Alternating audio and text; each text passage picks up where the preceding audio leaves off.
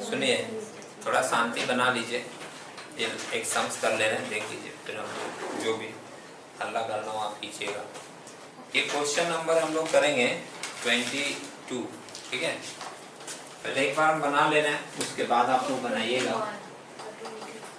22 करेंगे ना, बोर्ड में आया है आपके एग्जाम में, बोर्ड एग्जाम 2002 में आया है, बहुत पुराना है मगर ठीक है। चाहे सम्स कितना भी पुराना हो, आइडिया तो देता है ना कि हम लोग के क्लास में, यूनिवर्सिटी में, काउंसिल में इस तरह का क्वेश्चन पूछा जाता है। बात समझे? पहले मैं एक बार बना लेता हूँ, फिर आप लोग बनाइएगा। अच्छा, हर सम्स को करने से पहले एक बार हम रूल जरूर बोलते हैं। बहुत लोगों को याद हो गया होगा, बहुत लोगों को बोरिंग भी लग सकता है, क्या वही रूल बार बार बोल रहे हैं, लेकिन आप बार बार सुनिए, जिससे आपको क्या रहेगा, ध्यान में रहेगा चीज। बात समझे? हम जितना सम्स बनाते हैं सब में रूल एक बार रिपीट करते हैं। तो फर्स्ट रूल है एक्सपेंसेस, लॉसेस, एसेट्स। डेबिट में जाएंगे। आपको अगर किसी आइटम में कंफ्यूजन हो जाए, आप बाद में पूछ लीजिएगा कि ये आइटम डेबिट में चला गया, क्यों, एसेट है या एक्सपेंस है। समझ रहे हैं? होता है ना, जैसे हम बोले एसेट है, कंफ्यूजन हो गया तो आप बाद में पूछ लीजिएगा, आराम से बता देंगे। दूसरा रूल क्या था, लायबिलिटीज, इनकम और गेन, क्रेडिट में जाएगा। और तीसरा रूल जो अभी प्रीवियस हमसे भी डिस्कस हुआ, क्या, कि closing stock not be shown in the trial balance. Closing stock को हम लोग ट्रायल बैलेंस में नहीं दिखाते हैं, लेकिन अगर वो सारे पॉइंट सम्स में रहेंगे, सारे नहीं, उसमें से एक पॉइंट भी रहेगा, तो क्लोजिंग स्टॉक को हम लोग ट्रायल बैलेंस में दिखाएंगे। क्या क्या पॉइंट्स था, purchase adjusted, sales adjusted, raw material consume, cost of goods sold, gross profit, gross loss, net profit, net loss. ठीक है, इसमें से कोई वर्ड दिखा तो क्लोजिंग स्टॉक को दिखाया जाएगा डेबिट साइड में। अगर ऐसा वर्ड नहीं है तो क्लोजिंग स्टॉक नहीं आएगा। ये रूल है हमारा। अब हम लोग इस रूल को फॉलो करके एक एक आइटम लिखेंगे। हमको जो पहला आइटम दिख रहा है वो मशीनरी है 3 लाख का, दिखा? तो मैं फर्स्ट आइटम लिख दूं यहाँ पर, मशीनरी, एसेट्स है हमारा, डेबिट साइड में लिखेंगे 3 लाख। क्लियर है? बोलो एक एक आइटम, बाद में लिखना, ठीक है? 10 मिनट का समय लगेगा, बोलिए, बाद में लिख लीजिएगा। दूसरा आइटम हमको दिख रहा है परचेज, है ना? परचेज भी हमारा डेबिट का आइटम है, डेबिट में आता है, कितना है? 7,22,100। 722,100। तीसरा आइटम क्या है? Opening stock. ओपनिंग स्टॉक तो दिखाते ही हैं, इसके साथ कोई कंडीशन नहीं है, ये दिखाया जाएगा। और डेबिट साइड में 4,80,000। 4,80,000। फिर land and building. Land and building हमारा एसेट होता है, ये भी डेबिट का आइटम है ना? डेबिट का आइटम है, एसेट है, तो कितना आएगा? 3,60,000। 3,60,000 दिया है सामने में। इसके बाद ट्रेड एक्सपेंस। ट्रेड एक्सपेंस, ये तो बोल ही दिया एक्सपेंस है भाई, 20,000। Bill payable. बिल्स पेबल, ये तो लायबिलिटी हो गया। हाँ। बिल्स पेबल लायबिलिटी है, कितने का दिया है? 30,000। 30,000। अच्छा, आप लोग जो है वो देख रहे हैं ना कि वो अमाउंट सही बोल रही है कि नहीं, आइटम सही बोल रही है कि नहीं, चेक करते रहना। Cash at bank. Cash at bank हो गया हमारा एसेट, कितने का है? 31,500। 31,500। कमीशन। कमीशन के बारे में कुछ लिखा है कि कमीशन पाए हैं या कमीशन दिए हैं, कुछ बोला है क्या?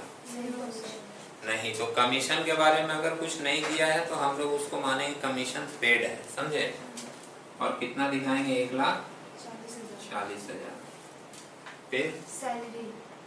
सैलरी भी अगर कुछ नहीं बोलेगा तो माना जाता है कि पेमेंट हुआ है, और पेमेंट हुआ है मतलब खर्च है आपका, समझ रहे हैं? कितना दिया सैलरी? 45,000। फिर परचेज रिटर्न, परचेज डेबिट में दिखाते हैं, परचेज रिटर्न किधर दिखाएंगे? क्रेडिट में। कितने का? 15,000, 15,000 का परचेज डेबिट में आता है ना, परचेज रिटर्न ऑपोजिट में आ जाएगा। डिस्काउंट, उसके बाद है हम लोगों का डिस्काउंट। अच्छा, डिस्काउंट के बारे में भी कुछ नहीं लिखा है, दिख रहा है? जैसे क्लियर लिखा रहता है ना कि पेमेंट हुआ है या रिसीव किए हैं, तो पेमेंट हुआ तो एक्सपेंस या लॉस में चला जाएगा और रिसीव हुआ तो इनकम में चला जाएगा। जब कुछ नहीं दिया रहता तो माना जाता है डिस्काउंट दिया गया है। बात समझे? तो डेबिट में आ जाएगा, कितने का है? 2,100, 2,100। Sale, sales 11,40,000, 11,40,000। Debtor, debtor assets होता है कितना? 2,40,000,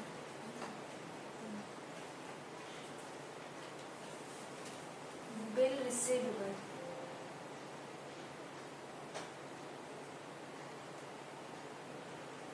बिल्स रिसीवेबल 1,20,000, एसेट्स है, ये भी डेबिट में आएगा। 20,000, कैरियज इनवर्ड, कैरियर्स तो हमारा खर्च है भाई।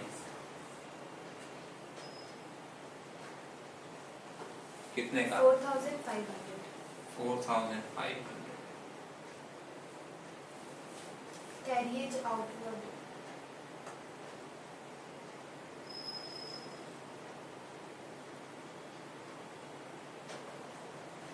7,200, अभी ये बात बोले थे, याद है ना, कि चाहे कैरियज इनवर्ड हो या कैरियज आउटवर्ड हो, डेबिट में ही आएगा, क्योंकि दोनों केस में खर्च है। कैरियज इनवर्ड क्या होता है? जब हम लोग माल मंगवाते हैं उसका भाड़ा दे रहे हैं, खर्चा तो हो रहा है।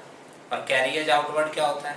जब हम माल किसी को बेचते हैं तो उस समय हम भेजने का, माल निकल के जो जा रहा है दूसरे के पास, उसका भाड़ा दे रहे हैं। तो आखिर वहां पर भी तो हम पेमेंट कर ही रहे हैं। कभी माल मंगवाने में कर रहे हैं, यहाँ माल भेजने में कर रहे हैं, दोनों ही केस में मेरा पेमेंट हो रहा है। दोनों ही केस में वो क्या होगा? हमारा कैरियज एक्सपेंस होगा। ठीक है? डाउट है कुछ? ओके।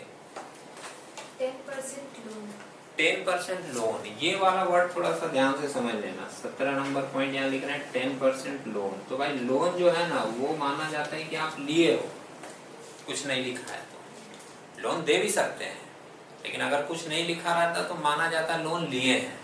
और लोन अगर तुम लिए हो तो ये तुम्हारा लायबिलिटी है, लायबिलिटी है तो क्रेडिट में जाएगा। कितने अमाउंट का दिया है? 1,20,000, 1,20,000। अब सुनना, यहाँ पर उसके साथ 10% भी लिखा है, समझ रहे हो मेरी बात? तो ऐसा नहीं कि 1,20,000 का 10% निकाल के दिखाना है, नहीं, तुमको पूरा 1,20,000 दिखाना है। मन में आएगा तो फिर ये 10% का क्या है? तो एक्चुअली लोन के साथ अगर रेट जुड़ा रहता है ना, तो वो इंडिकेट करता है कि वो इंटरेस्ट का रेट है। मतलब आप लोन लिए हो तो आपको इंटरेस्ट भी देना होगा, तो वो इंटरेस्ट कितना देना होगा? 10%। 1,20,000 का 10% 12,000 आएगा, जो आपको हर साल इंटरेस्ट देना पड़ेगा। ये उसका मतलब हुआ।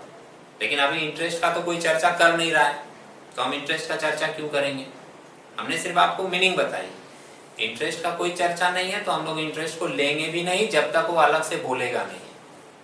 वो सिर्फ लोन का अमाउंट दिया है तो हम लोग लोन का अमाउंट लिखेंगे और पूरा लिखेंगे। लोन का अमाउंट कितना दिया है? 1,20,000। समझ रहे हो?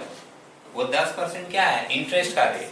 और जब तक इंटरेस्ट का अलग से चर्चा नहीं करेगा हम लोग उसको अलग से कैलकुलेशन में नहीं लेंगे, जब तक वो चर्चा नहीं करेगा। बात समझे? सम्स में मेंशन होना चाहिए उसके बारे में। अगला पॉइंट क्या लिखा है? Sales return, sales return. Sales return, sales को हम लोग क्रेडिट में दिखाते हैं ना, सेल्स रिटर्न को डेबिट में दिखा देंगे। कितने का है? 15,400, 15,400।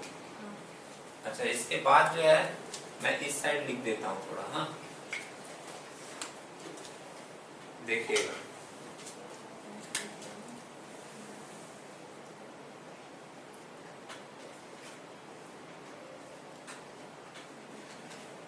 Dates of account LF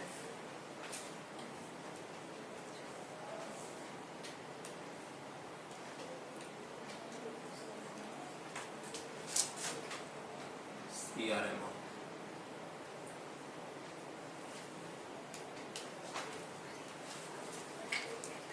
sales return के बाद, हाँ ठीक है, फर्नीचर सेल्स रिटर्न के बाद नेक्स्ट आइटम है फर्नीचर। 19 नंबर फर्नीचर कितने का है? 30,000। 30,000। फिर bad debts. Bad debt loss होता है ना, डेबिट में जाएगा। कितने का है? 7,200। 7,200। Capital capital 12,50,000। क्रेडिट में दिखाएंगे 12,50,000। लायबिलिटी है कैपिटल, क्रेडिट में आएगा। और कोई आइटम है? हाँ। वेजेज है उसके बाद क्या? वेज तो हमारा एक्सपेंस होता है, कितने का है? 60,000। डेबिट में आएगा। और उसके बाद क्या है? Reserve for doubtful debt. Reserve किसी भी तरीके का, सुन रहे हो, रिजर्व या प्रोविजन किसी भी तरीके का हो वो लायबिलिटी होता है। तो रिजर्व फॉर डाउटफुल डेट, हम लोग एक चैप्टर पढ़े थे ना, रिजर्व एंड प्रोविजन, याद है? बोलो। रिजर्व एंड प्रोविजन पढ़े थे ना एक चैप्टर। तो किसी भी तरीके का रिजर्व या प्रोविजन हो लायबिलिटी होता है। लायबिलिटी है तो किस साइड जाएगा? Credit side. कितने का है? 30,000। 30,000। एक लाइन का जगह रखेंगे, उसके बाद टोटल करेंगे, क्योंकि अगर टोटल नहीं हुआ तो हम लोगों को सस्पेंस अकाउंट भी लिखना पड़ता है ना। अब जरा देखिए टोटल करके कोई,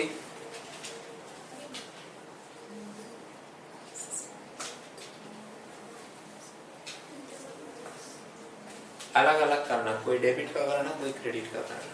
ये क्रेडिट का कितना? 25,85,000। 25,85,000 क्रेडिट में। कोई डेबिट का करके देखो।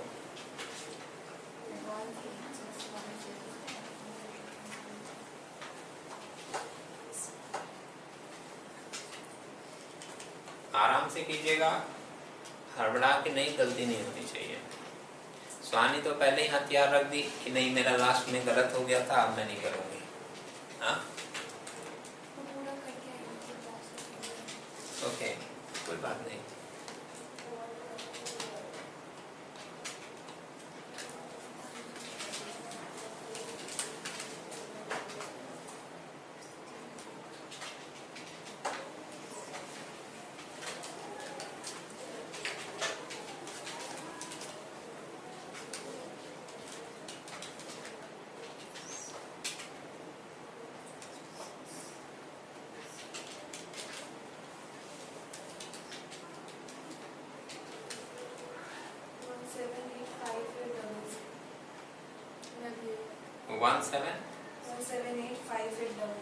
डेबिट साइड का इधर का आइटम ले लिए थे सीधे।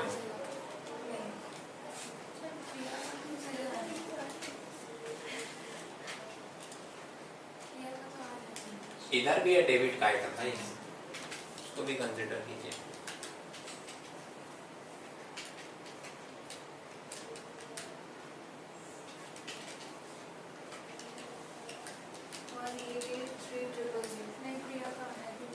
ओके बोलो प्रिया, कितना आ रहा है?